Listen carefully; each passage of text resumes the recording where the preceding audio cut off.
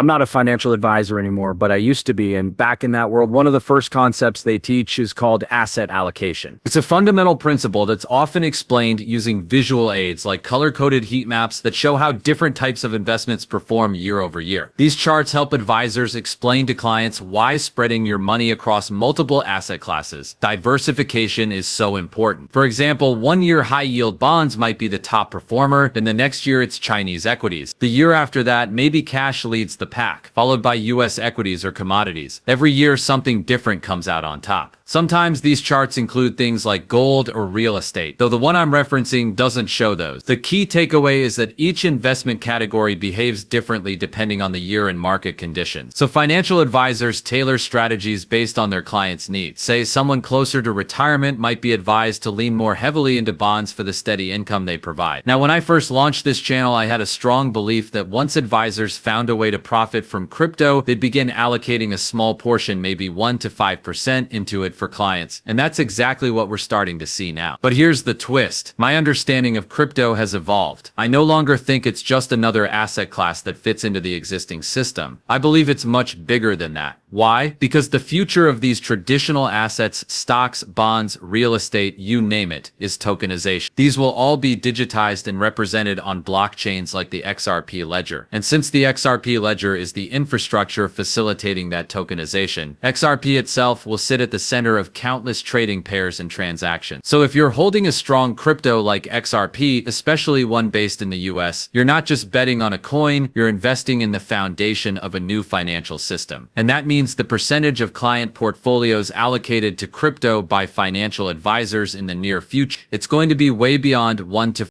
Now take a look at this guy, Rick Edelman. He's a big name in the finance world and holds a CBDA certification, which means he's certified in blockchain and digital assets.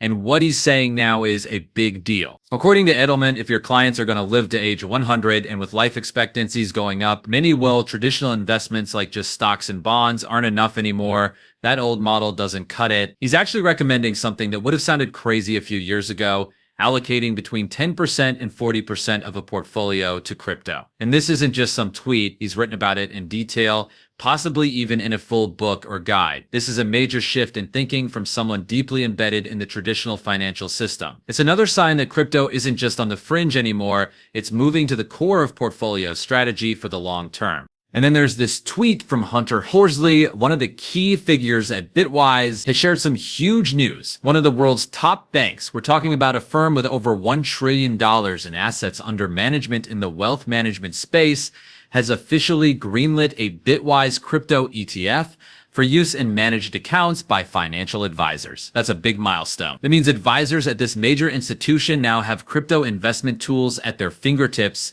tools they can actively use for clients.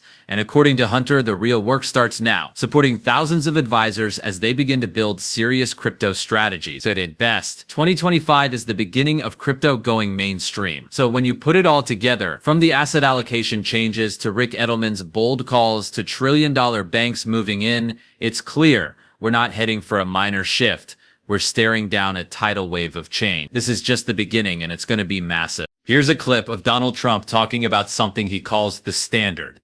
Now, what exactly is he referring to? What he's saying is that there are forces, probably other nations, trying to undermine the US dollar with the goal of replacing it as the global standard. He warns that losing that position would be like losing a major war. It would fundamentally change what America is. But here's the key point. He believes that if America has strong leadership, we'll never lose the dollar as the global reserve. With weak leadership, he says it's game over. We could lose the dollar's dominance, and that would be catastrophic. Now here's where it gets interesting. I personally believe that XRP was designed for this very moment, to help prevent something as massive as World War III, to protect the US dollar, and even replace the petrodollar system that's falling apart. In my view, XRP isn't just a cryptocurrency, it's the standard. Losing the dollar's global dominance would be like losing a world war. But XRP could be the key to preserving that power. You've probably heard the phrase, the dollar is king. Well, I think we're heading into a future where XRP is king. And anyone who tries to challenge that, they're going to pay a heavy price. All right, here's a clip of Anthony Pompliano talking with, well, I think the guy's name is Charles Gasparino or something close to that. Anyway, what really matters is the message. Brocap just made a massive institutional move, scooping up 3,700 Bitcoin at an average price of $103,000 just yesterday. Now the question becomes, where are they even finding this much Bitcoin? It's starting to feel like the Wild West out here. Turns out their total holdings are now sitting around 4,950 BTC, and their goal is crystal clear. Buy as much Bitcoin as possible. He even joked that it's like there's a new sport for institutions, a race to accumulate the most Bitcoin. And they're not alone. Other big players are trying to do the exact same thing. But the problem, Bitcoin is drying up. Supply on exchanges and OTC desks is shrinking fast. That creates one obvious pressure point. Price has to go up. Why? Because nobody wants to part with their Bitcoin unless they're getting paid a lot more than today's price. 107K or 118K are not enough.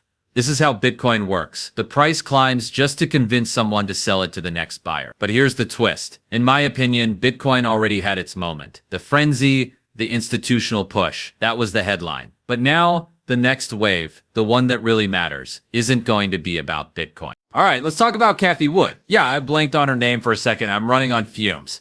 But what she said recently is huge. Tom Lee described the upcoming Circle IPO as crypto's ChatGPT moment. And honestly, I get it. Up until now, when talking to institutional investors, we've basically been saying, look, you might not like crypto or digital assets, but this is a whole new asset class. If you're going to ignore it, at least have a solid reason why it's not part of your portfolio. But let's be real. It felt like we were just shouting into the wind. Then came the Bitcoin ETFs, which finally started to open some doors. But even then, we had the SEC dragging its feet, still resistant. Now, everything's shifting. We're seeing an entirely new regulatory tone with the incoming administration. And now Circle is going public. Cathie made a great point. She had expected Bitcoin to become the go-to asset for emerging markets. But the surprise twist? It's stablecoins like Tether that are taking the lead, especially since they're backed by US treasuries. That kind of safety net makes them incredibly appealing. And this Circle IPO, it's like a green light for institutions. Suddenly they're paying attention, really studying the crypto space. Not just Bitcoin and Ethereum, but the whole ecosystem, including DeFi, which is now threatening to disrupt everything traditional finance is built on. Cathie said it perfectly, it's like a light switch just flipped. And now we're seeing moves like Robinhood launching its own tokenized strategies, building a layer 2 on Arbitrum, releasing perpetual futures in the UK, and even bringing back staking. We are officially in the next phase. AI and crypto are converging, and the institutions finally see it. This is the start of something massive. This thing is taking off. I'm telling you, we're watching what could easily become one of the most powerful financial institutions in the world, and I don't say that lightly. What's coming is absolutely massive. Now here's Charles Hoskinson, and he's calling it exactly what it is, a stablecoin tsunami. From a growth standpoint, crypto has pulled off something insane. In just 15 years, we've gone from nothing, from 0 to 550 million users, and a multi-trillion-dollar ecosystem. That's unheard of. But here's the thing, it's still mostly operating on its own. It hasn't fully merged with Web 2 or the traditional financial system yet. They're still separate worlds. So the big focus for the next 5 to 10 years, building bridges, creating real interoperability, rethinking the incentive structure so that players in both systems make more by working together than working apart. And you're already seeing the first waves of that with stablecoins. What started from 0 has exploded into $243 billion issued from leaders like Tether and Circle, and we're now seeing 180 million stablecoin transactions every month. That's a massive amount of volume already. But here's the wild part. By 2030, Charles says stablecoins could hit $1 or $2 trillion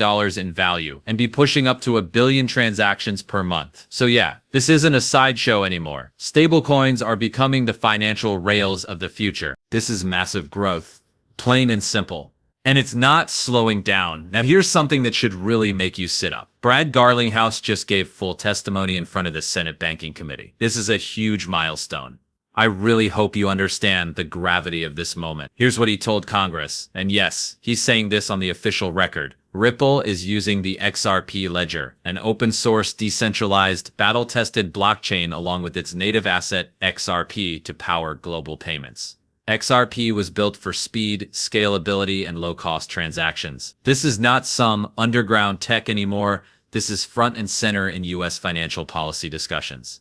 And now look, Chad Steingraber is all over what's happening with XRP volume in Korea. Holy crap, we're seeing huge volume spikes on Upbit, and if you've been here since the early days, you know what that could mean. This is exactly what I'll be diving into over on XRP.com, the Patreon, or if you're a member through YouTube or following on X, click join or subscribe to be part of that conversation. Because many of you weren't around back in 2018 when South Korea was pumping massive volume into XRP and price action was going wild. I'm going to take you back in time and walk you through what happened back then and what signs we're seeing again right now. Of course, as always, this is for entertainment purposes only.